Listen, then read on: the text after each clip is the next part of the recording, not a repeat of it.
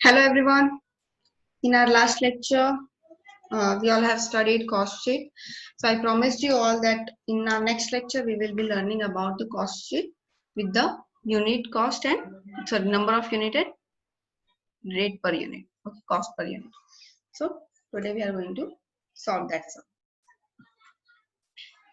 Dunkel Limited started a factory in Navi Mumbai on 1st April 2013. Following details are furnished about its activity during the year ended 31st March 2014. Okay, 1 अप्रैल से अपना business start किया और 31 मार्च 2014 तक का data दिया. Raw material consumed 40,000 units. ये units में दिया हुआ है, ये तुम्हें पता होना चाहिए. Eight the rate of ₹7 per unit.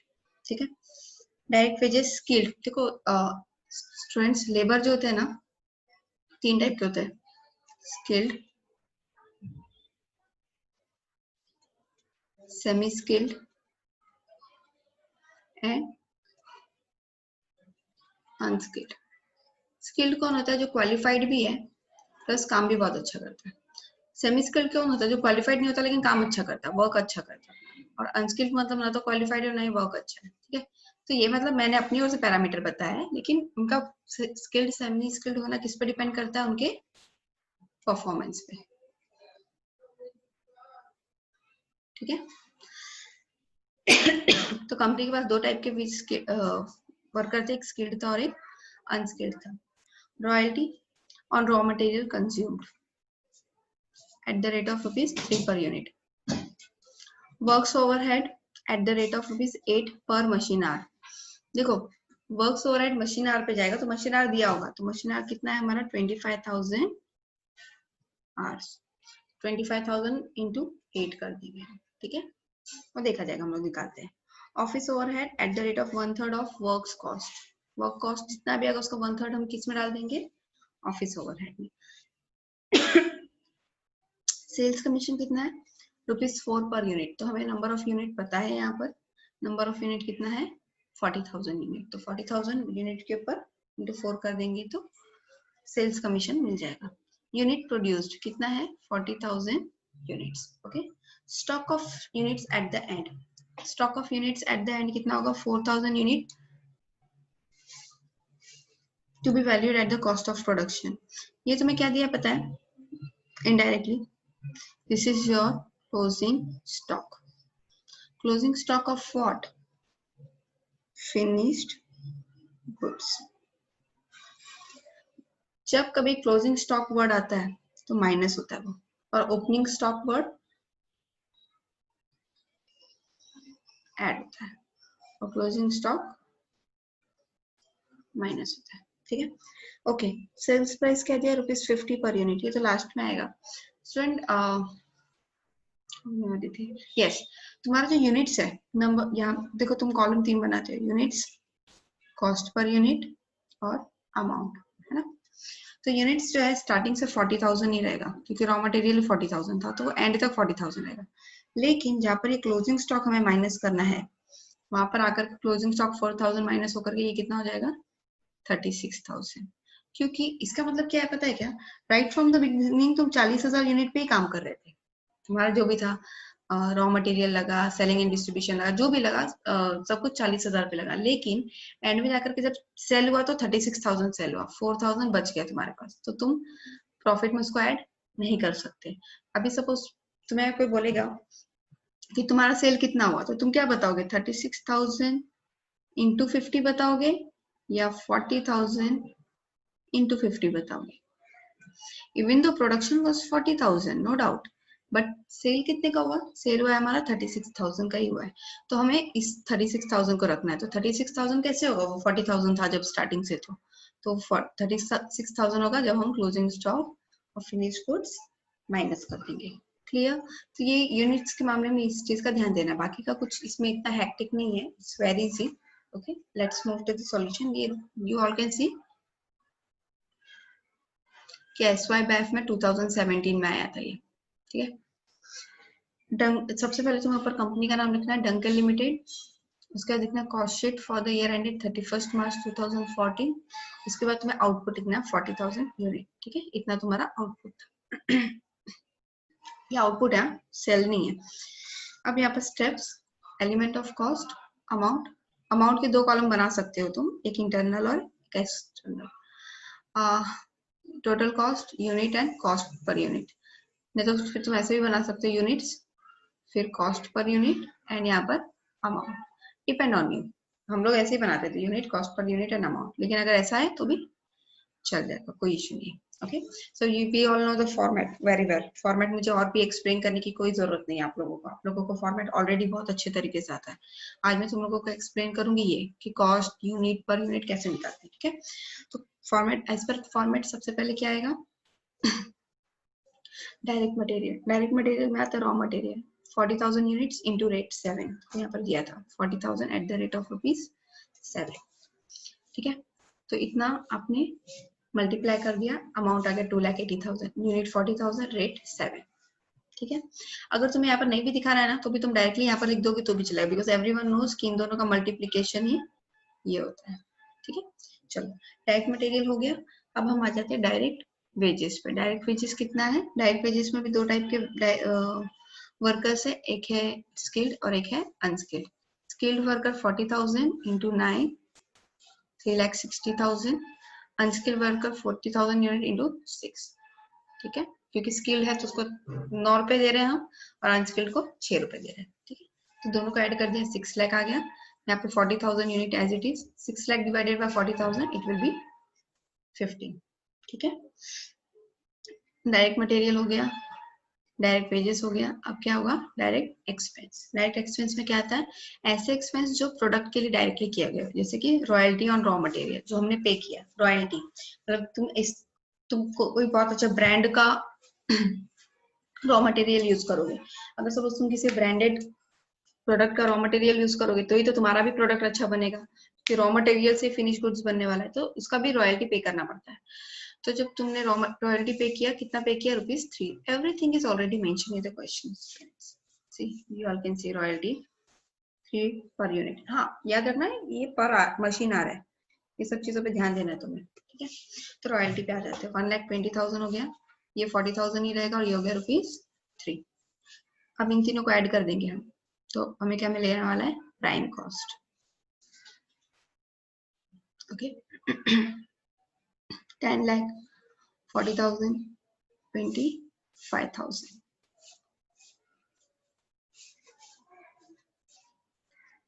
ठीक है, उसके बाद हम ऐड करेंगे वर्क्स ओवरहेड। वर्क्स ओवरहेड क्या है,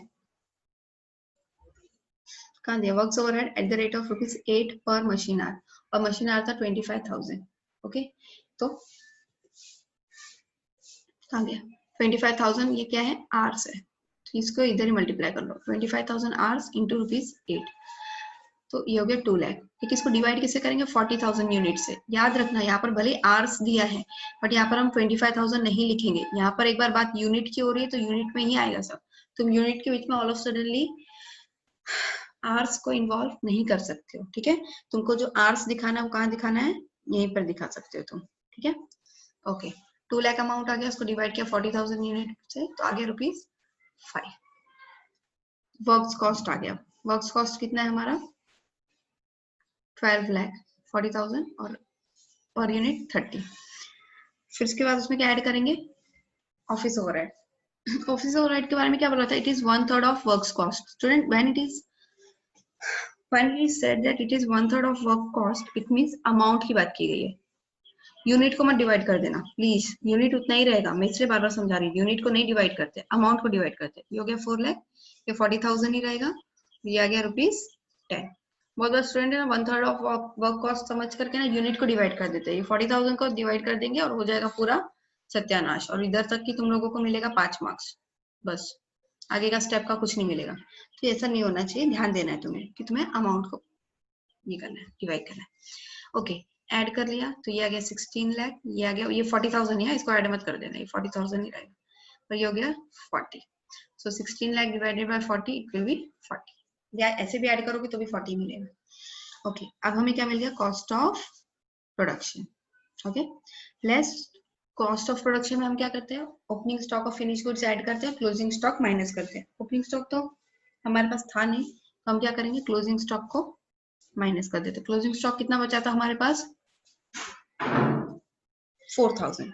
तो 4000 रेट क्या लगाओगे?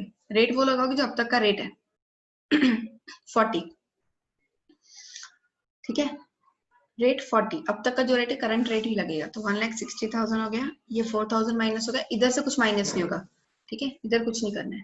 तो यहाँ पर अमाउंट आ गया 14,40,000, ये हो गया 36,000। देखो यहाँ से अब आगे तुम्हें 36,000 को कैरी करना है, अब 40,000 नहीं रहा, ठीक है, क्योंकि सेल्स वाला जब तुमसे पैसा मांगेगा, ठीक है, सेल्स ओवरहेड कमीशन मांगेगा, तो तुम उसको ये बोलोगे ना, तुमने 36,000 यूनिट बेचा है तो तुमको उस पर कमीशन मिलेगा, तुम 40,000 पे क्यों दोगे? इसलिए सेल्स से पहले हम फिनिश गुड्स को हटा देते हैं, ठीक है, इसके पीछे ये भी एक रीजन है। ओके ओके, तो इंटू 4 किया 1,44,000,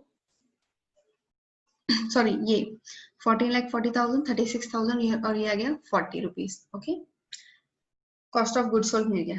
add selling overhead, sales commission क्या है? 36,000 यूनिट इंटू ₹4, 1,44,000 36,000 यूनिट से डिवाइड करेंगे तो यहाँ पर आ जाएगा ₹4, ये हमारा कमीशन है। ऐड कर लो तो कितना आएगा? 15,84,000। एक बार ऐड करके देख लेते हैं, 14,40,000 प्लस 1,44,000 कितना गया? 15,84 डिवाइडेड बाय 36,000 कितना आ गया अमाउंट? 44। ओके, नेक्स्ट अब हमें क्या मिल गया? Cost of sale. Cost of sale कितना आ गया? 44 रुपीज। लेकिन हमें क्या बोला गया है कि हमारा ये जो सेल हुआ है वो कितने रुपीज में हुआ है? देखो हमें प्रॉफिट नहीं पता है कि प्रॉफिट क्या हुआ है, तो इसे हम ब्लैंक रख देंगे, ये कॉलम ही हम ब्लैंक रख देंगे, ठीक है, ये कॉलम छोड़ देंगे। अब हम नीचे आ जाते हैं। नीचे क्या लिखा था?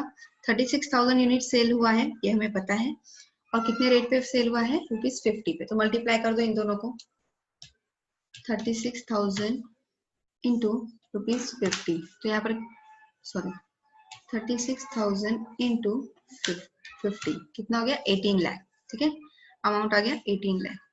अब दोनों के बीच में डिफरेंस निकालो, ये क्या होगा? दोनों के बीच में डिफरेंस 18 लाख माइनस 15,84,000 कितना हो जाएगा? 2,16,000 डिवाइडेड बाय 36,000 कितना हो गया? ₹6। तुम ऐसे भी कर सकते हो डिवाइड करके, या तो फिर तुम उसका भी डिस्टिंग्विश डिफरेंस निकालो, 50 माइनस 44 विल बी 6, चाहे जैसे भी निकालो, ठीक है। तो इस तरीके से तुम्हारा आंसर आ जाएगा final. Okay, so I hope कि आप लोगों को समझ में आ गया होगा। ये हमारा फर्स्ट सम है जिसमें मैं आप लोगों को unit per unit everything solve करा रही हूँ, ठीक है। बहुत इजी सम था, नथिंग वाज टफ, लेकिन before going for it you should know the format. Format नहीं आएगा तो फिर ये सब सीख के कोई मतलब नहीं। सबसे पहले फॉर्मेटिंग सीखो, फिर बाद में आगे के कॉन्सेप्ट भी सीखते रहना है, ठीक है। So such kind of sums do come in exam. ऐसा नहीं है कि ये सिर्फ टेक्स्ट बुक में होता है, ये एग्जाम्स में ही आते हैं और एग्जाम से अडॉप्ट करके हम तुम्हें सॉल्व कराते हैं कि इस तरीके का और भी आ सकता है, ठीक है। Okay, so this is our next question of the day. Following details are furnished by MBA Limited, कोई कंपनी होगी, for expenses incurred during the year ended 31st March 2014। अब यहाँ पर डायरेक्टली एक्सपेंसेस दे दिए गए हैं हमें, पर्टिकुलर्स और अमाउंट। डायरेक्ट मटेरियल में जाता है। Opening stock of finish goods हमें पता है वो ऐड होगा, क्लोजिंग स्टॉक माइनस होगा। Depreciation on plant and machinery ये किस में जाएगा? वर्क्स ओवरहेड में जाएगा या फैक्ट्री ओवरहेड। और थर्ड नाम क्या है इसका? Production overhead. Loss on sale of machinery. Student, अगर कोई मशीन बेचने में तुम्हारा नुकसान हो गया तो उसका कॉस्ट पे क्या इफेक्ट पड़ने वाला है? कुछ भी नहीं। तो तुम्हें कॉस्ट शीट में इसका इफेक्ट नहीं देना है, नो इफेक्ट एनी, ठीक है, दैट्स व्हाई क्रॉस कर दो। Trade fair expense, trade fair किसके लिए होता है? Selling and distribution. Direct expense तो खुद ही अपने आप में डायरेक्ट एक्सपेंस के हेडिंग में जाएगा। General manager salary it will go to admin overhead। Dividend paid. Student, company ने अपने डिविडेंड शेयर्स मार्केट में इशू किए थे, उसके बदले में कंपनी ने शेयर होल्डर्स को दिए हैं डिविडेंड। तो उसके कारण तुम्हारा कॉस्ट बढ़ रहा है क्या? Just because you are giving dividend? ऐसा नहीं हो सकता ना। डिविडेंड का फाइनेंशियल इफेक्ट है, कॉस्ट शीट में उसका कोई इफेक्ट नहीं, ठीक है। जो भी कंपनी एक्स्ट्रा क्या होते हैं एक्स्ट्रा खर्चा कर रही है, डिविडेंड दे रही है, कंपनी का मशीन बेचने में लॉस हो गया, ऐसे सब चीजों का कॉस्ट शीट से कोई लेना देना नहीं है, ठीक है। डायरेक्ट वेजेस अपने आप में ही हेडिंग है, direct wages, advertisement, selling and distribution, depreciation on computer. Computer होता तो सब जगह है, लेकिन ज्यादातर कहाँ होता है, ऑफिस एंड एडमिन में होता है, तो इसको ऑफिस एंड एडमिन में डाल देंगे, ठीक है। Drawing and designing expense, student drawing and designing कहाँ होता है, प्रोडक्ट का, फैक्ट्री में होता है, तो ये जाएगा वर्क्स ओवरहेड में। परचेज ऑफ मशीनरी, तुमने मशीन खरीदी नहीं, ठीक है, तो इसके कारण तुम क्या करोगे, प्रोडक्ट का रेट बढ़ा दोगे।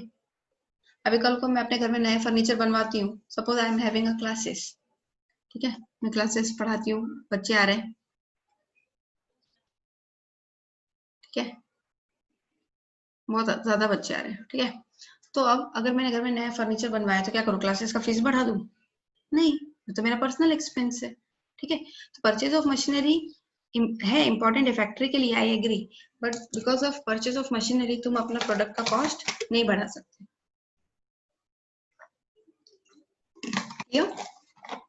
And purchase of machinery cost sheet को अफेक्ट नहीं करती है। Depreciation on delivery van, delivery van का यूज कहाँ होता है स्टूडेंट्स, सेलिंग एंड डिस्ट्रीब्यूशन में। तो सेलिंग एंड डिस्ट्रीब्यूशन में हम डिलीवरी वैन का खर्चा डाल देंगे, डेप्रिसिएशन डाल देंगे। Office maintenance and charges, office word आ गया तो फिर definitely it will go to office and admin, okay. Factory rent, तुमने फैक्ट्री के लिए, हो सकता है तुम्हारी फैक्ट्री रेंट पे हो, ओके, तो फैक्ट्री के लिए जो तुम रेंट दे रहे हो तो ये क्या है, works overhead, okay. Sales 19,000 unit, amount दिया हुआ है तुम्हें डायरेक्टली सेल्स का। यहाँ पर देखो ओपनिंग स्टॉक 1000 ऐड होगा, क्लोजिंग स्टॉक 2000 माइनस होगा, ये सब पता होना चाहिए। Closing stock of finish goods to be valued at cost of production, ठीक है। You are required to prepare cost sheet showing various elements of cost both in total and per unit, and also find out the total profit and per unit profit, okay. Okay, so this is our solution. This question was there in 2011, 2014, BAF में मार्च 2018 में, मतलब ये same question 3 बार पूछा गया। BCom में 2011 और 14 में, और BAF में 2018 में पूछा गया था। So you can understand it that how much important it is. Steps, particulars, unit, rate per unit, total. Okay. You all know the format. तुम्हारा यूनिट स्टार्टिंग से कितना था, 20,000, कहाँ पर बोला गया ये 20,000 यूनिट कहाँ पर बोला गया,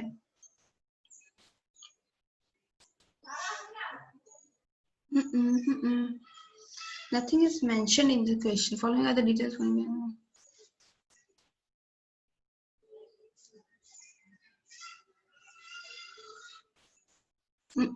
ओके स्टूडेंट्स, यहाँ पर हमें कुछ बोला नहीं गया है, ठीक है, तो भी हम कैसे देखेंगे, देखो चाहे यूनिट को ले लो तुम x, ठीक है, उसमें तुम ऐड कर रहे हो ओपनिंग स्टॉक, माइनस कर रहे हो क्लोजिंग स्टॉक, ठीक है, फिर लास्ट में तुम्हें क्या पता चल जाता है कि कितना यूनिट सेल हुआ है।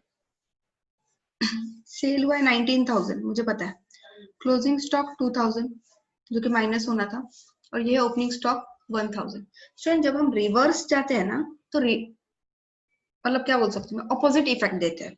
जैसे एक्चुअली एज पर रूल ये जो भी अमाउंट है ये पर्टिकुलर तुम्हारा यूनिट्स प्रोड्यूस, इसमें से ओपनिंग स्टॉक ऐड होना चाहिए इसमें, और क्लोजिंग स्टॉक माइनस होना चाहिए, तब जाकर के तुम्हें पता चलेगा कि कितना यूनिट तुमने सेल किया। बट हमें ये एक्स पता नहीं है, तो हम रिवर्स इफेक्ट दे रहे हैं, तो रिवर्स इफेक्ट में ना सब कुछ चेंज हो जाता है, 19,000 प्लस 2,000 हो जाएगा। अभी यहाँ पर माइनस था ना, ये उल्टा जा रहा है, इसलिए इसका इफेक्ट भी उल्टा हो जाएगा, प्लस 2,000 हो जाएगा और माइनस 1,000 हो जाएगा, ओके।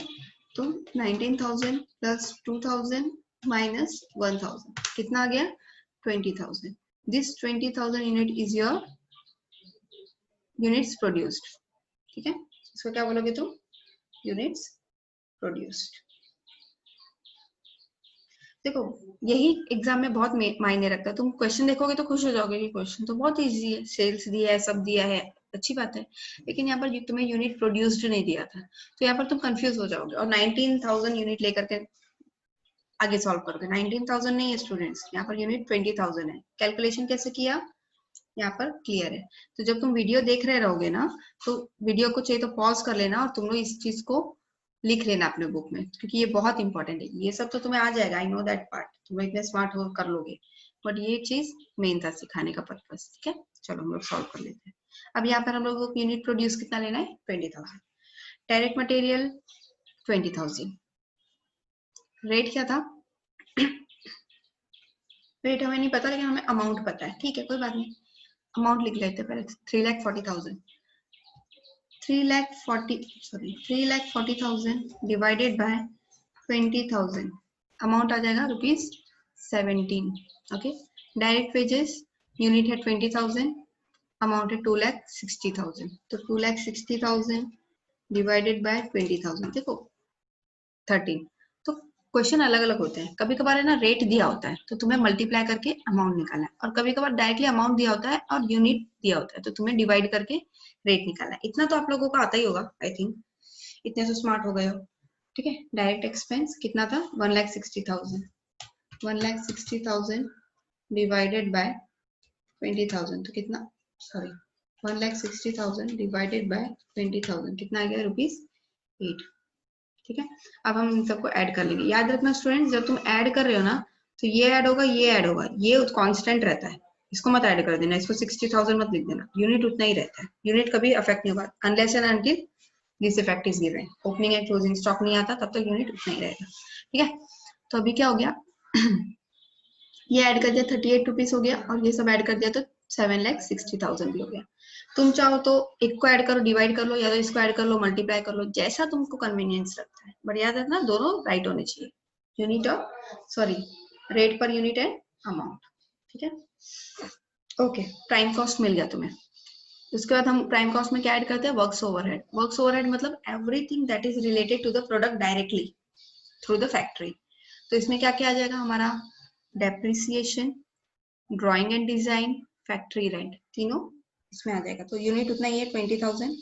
रेट नहीं पता हमें, हमें अमाउंट पता है 96,000, 54,000, 1,50,000। अब हम रेट निकालते हैं। रेट कैसे निकालेंगे, 96,000 डिवाइडेड बाय 20,000, रेट आ गया 4.80। Okay, one more thing which I wanted to clear, 4.8 को ना 4.8 ही लिखना, 5 नहीं लिखना। यहाँ पर राउंड ऑफ नहीं चलता है, क्योंकि तुम प्रोडक्ट का कॉस्ट निकाल रहे हो। कॉस्ट अकाउंटेंट खुद राउंड ऑफ करके एक को 10 बता देगा, तो फिर what is the use of appointing you. Company तुमको पेमेंट क्यों दे जब तुम बैठ कर राउंड ऑफ ही कर रहे हो। कंपनी का एग्जैक्ट अमाउंट चाहिए, तुम्हारा काम ये दिन भर कॉस्ट शीट पे काम करना, प्रोडक्ट का कॉस्ट बताना। तो यहाँ पर राउंड ऑफ नहीं करना है, याद रखना। बाकी के सब जगह मैंने कराया होगा राउंड ऑफ, तो तुम लोगों को लगता होगा इधर चलेगा, इधर नहीं चलता, कॉस्ट शीट में राउंड ऑफ ज्यादा नहीं करना है। ओके, जनरल मैनेजर से नहीं, सॉरी हम लोग यहाँ पर थे ना, 96,000 divided by 20,000, 4.8, 54,000 divided by 20,000, 2.7 sharp आ गया, और लास्ट में था 1,50,000 डिवाइडेड बाय 20,000, ये हो गया 7.5। अब इन सबको ऐड करते हैं, 38 plus this much of amount कितना हो जाए, नहीं पहले इन तीनों को ऐड किया, ₹15 आ गया। ठीक है, ये अलग सा एक कॉलम बन गया इसका, तीनों को ऐड किया तो 15 रुपए आ गया, और इन तीनों को ऐड किया तो 3 लाख आ गया। अब इन सबको ऐड करो, ये तो कांस्टेंट 20,000 ही रहेगा, ये हो जाएगा 53 और ये हो जाएगा 10,60,000। ओके, नेक्स्ट, अब ये हमें मिल गया वर्क्स कॉस्ट। नेक्स्ट हम लोग ऐड करते हैं उसमें ऑफिस ओवरहेड। ऑफिस ओवरहेड मतलब एवरीथिंग रिलेटेड टू ऑफिस। क्या क्या आएगा, general manager salary, depreciation of office equipment, office maintenance, office से रिलेटेड जो भी है वो इधर आ जाएगा। यूनिट एज इट इज 20,000 रहेगा। अब अमाउंट हमें पता है तो डिवाइड करके हम रेट निकालेंगे। 3,80,000 डिवाइडेड बाय 20,000, ₹19 आ गया। 1,72,000 divided by 20,000, 8.6।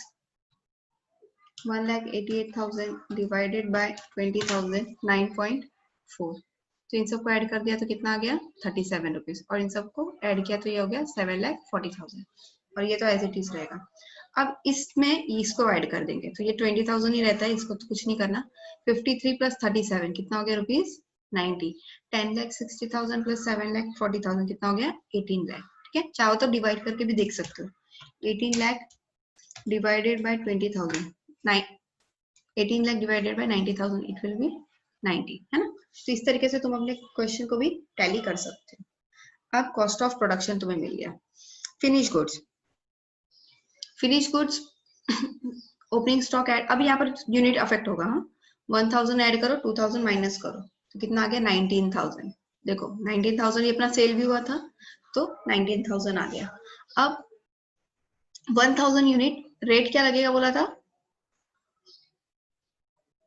Wait for a minute. Opening stock का रेट दिया था हमें 85,000, क्लोजिंग के लिए नहीं बोला था। ओके, ये 85,250 ऐड होगा और क्लोजिंग के लिए क्या बोला था हमें कि रेट किसका लगेगा, कॉस्ट ऑफ प्रोडक्शन का रेट लगेगा। ठीक है, याद है ना, क्वेश्चन में बोला था। अब मल्टीप्लाई कर दो, 85,000 ऐड होगा, 1,80,000 माइनस होगा तो अभी 19,000 यूनिट बचा।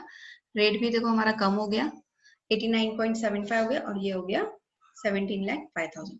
याद रखना स्टूडेंट, यहाँ पर ओपनिंग स्टॉक या क्लोजिंग स्टॉक वर्ड आया तो वहां पर तुम्हारा यूनिट अफेक्ट होगा, अगर ये वर्ड नहीं आया तो तुम्हारा यूनिट भी अफेक्ट नहीं होगा। ओके, अब cost of production sorry cost of good sold मिल गया 19,000 unit at the rate of 89.75। और ये कॉस्ट ऑफ गुड सोल्ड मतलब जितना एक्चुअल में हमारा सेल हुआ है, एक्चुअल सेल जितना भी यूनिट का हुआ उसका कॉस्ट कितना है, अब वो बताओ। तो वो इस स्टेज पे पता चलता है जब तुम्हारा कॉस्ट ऑफ गुड सोल्ड तुम्हें पता चलेगा। अब इसमें हम ऐड कर लेंगे हमारे selling and distribution overheads. Selling and distribution है ओवरहेड में भी जो भी अमाउंट है वो सब अमाउंट डायरेक्टली दिया था, हमें दिया था ना। हाँ, लेकिन हम इसे डिवाइड किसे करेंगे 19,000 से। क्यों, क्योंकि हमारा सेल्स वाला जब 19,000 यूनिट सेल कर रहा है तो हम उसे 20,000 यूनिट का तो रेट अमाउंट नहीं दे सकते, तुम जितना काम करोगे तुम्हें उतना ही अमाउंट मिलेगा, तो इसलिए यहाँ से 19,000 आ जाएगा। 85,500 divided by 19,000 4.50, 1,85,250 divided by 19,000 9.75. Next 1,14,000 divided by 19,000 rupees 6. Okay, तो यूनिट अभी से 19,000 ही होगा और इन तीनों को ऐड कर दो तो 20.25 और ये होगा 3,84,750। ओके, नेक्स्ट अब तुम्हें क्या मिल गया, कॉस्ट ऑफ सेल्स या टोटल कॉस्ट भी तुम बोल सकते हो, दोनों में दोनों वर्ड सेम है, मतलब सेम मीनिंग रिप्रेजेंट करते हैं। हाँ, ऐड कर लो 89.75 प्लस 20.25 ऐड करो, 89.75 प्लस 20.25 कितना हो गया 110। ये क्या है तुम्हारा total cost of the product जितना सेल हुआ है, और यहाँ पर आ जाएगा ऐड कर लो, नहीं तो चाहिए तो मल्टीप्लाई कर लो। 19,000 इंटू 110 कितना हो गया 20,90,000। चाहो तो तुम ऐड भी कर सकते हो, ऐड भी करके देख लेते हैं। 17,05,250 प्लस 3,84,750 कितना हो गया 20,90,000, है ना। दोनों साइड से हमने क्रॉस वेरीफाई कर लिया, हमारा आंसर राइट है। अब हमें प्रॉफिट के बारे में कुछ नहीं बोला गया है, हमें बताया गया है सेल कितना हुआ है। सेल हुआ है 19,000 यूनिट और अमाउंट भी दिया हुआ था, देखो यहाँ पर अमाउंट दिया हुआ है ना, कहाँ दिया हुआ है, हाँ ये देखो ये अमाउंट दिया हुआ है, तो अमाउंट भी लिख लिया हमने। ठीक है, अब डिवाइड करते हैं 22,80,000 डिवाइडेड बाय 19,000, अमाउंट कितना आ गया 120। ठीक है, अब यहाँ पर बैलेंस निकालो, ये बैलेंस आ जाएगा 22,80,000 माइनस 20,90,000 कितना आ गया 1,90,000। ठीक है, ये अमाउंट है, यानी कि हमारी कंपनी ने कितना प्रॉफिट अर्न किया 1,90,000। अगर कोई मुझे पूछे कि पर प्रोडक्ट, एक प्रोडक्ट के ऊपर कितना प्रॉफिट अर्न किया 10 रुपए, क्योंकि यहाँ से पता चल रहा है ना। तो यानी कि कॉस्ट शीट में हम यही देखते हैं कि हर एक स्टेप पे हमें कितना कॉस्ट पे करना पड़ रहा है। ठीक है student, once again I am repeating this for you all कि गलती से भी राउंड ऑफ नहीं करना। हाँ, अगर ऐसा हो रहा है 2.7 2 2 2 2 तो फिर इसको तुम कर सकते हो 2.72, इतना तुम कर सकते हो। ठीक है, 2 2 2 2 नहीं लिखते जाओगे चलेगा, बट इतना तो कम से कम 2 डिजिट तो तुमको लिखना चाहिए after point. Okay, after that you have to write notes, because question में बहुत सारे पॉइंट है जिसे हमने इग्नोर किया. तो क्यों इग्नोर किया, you should explain that. Okay, तुमको कोई डिटेल दे देगा, उसके बेसिस पे तुमने कॉस्ट शीट बनाया, बट कॉस्ट शीट बनाते वक्त तुमने बहुत सारी चीजों को इग्नोर किया, तो वो क्यों इग्नोर किया उसका नोट बनाना है तुम्हें. ठीक है. Financial items, loss on sale of machinery, dividend paid, machinery purchase are to be ignored. Why? Because these are financial, not related to our cost. Drawing and designing expenses are treated as works overhead as per costing accounting, cost accounting standard. देखो accounting standard होता है, वैसे cost का भी accounting standard होता है.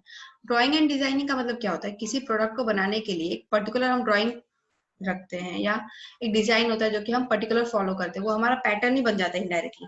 तो ये हमारा देखा जाए तो प्रोडक्शन से रिलेटेड है, इसलिए ये वर्क्स कॉस्ट में जाता है. ठीक है. कभी भी लॉजिक समझो. देखो ये कोई मगअप वाला चीज नहीं है कि मैं तुमको रट्टा मरा रही हूँ. जहां पर तुमको मगअप करना है मैं तुमको खुद बोलती हूँ मगअप करो, बट जहां पर लॉजिक लगाना है वहां पर तुमको लॉजिक से याद रखना पड़ेगा. ट्रस्ट में बहुत ईजी जाएगा तुम्हारा पेपर. और कॉस्ट का पेपर तुम्हें कुछ लगेगा ही नहीं अगर तुमने जिस तरीके से मैं बता रही हूँ उस तरीके से पढ़ा तो. ठीक है. So this is it for the day. जिन स्टूडेंट्स को कॉस्ट शीट ऑलरेडी आता है उनके लिए मैं सजेस्ट करूंगी कि सम ज्यादा से ज्यादा प्रैक्टिस करो. जिनको नहीं आता, अभी सीख रहे हैं, उनके लिए ये इम्पोर्टेंट है कि हर एक लेक्चर में कुछ जो भी मैं नया सिखा रही हूँ वो सीखो. जैसे कि आज के लेक्चर में तुमको कॉस्ट यूनिट नहीं दिया हुआ था, है ना, यूनिट प्रोड्यूस नहीं पता था तुम्हें, 20,000 है, तो मैंने कैसे रिवर्स जा करके निकाला. ठीक है. चाहो तो मैं इधर भी अगेन दिखा देती हूँ, नहीं तो कंफ्यूजन नहीं होना चाहिए. यूनिट्स प्रोड्यूस्ड नहीं पता, cross cross. Add opening stock वो पता है 1000,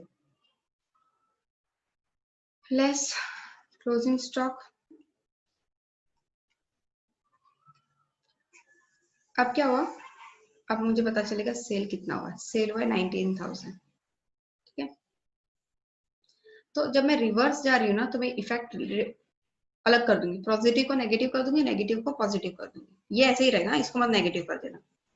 19,000 प्लस 2,000, ठीक है, मैं रिवर्स जा रही हूँ, minus 1,000, so it will come to 20,000 units. Okay, so answer आ गया 20,000 units. That's it. So this is how we are going to solve it. Okay, so this is it for the day. I hope कि आप लोगों को समझ में आ गया होगा concept जो भी मैंने क्लियर कराए हैं तुम्हारे.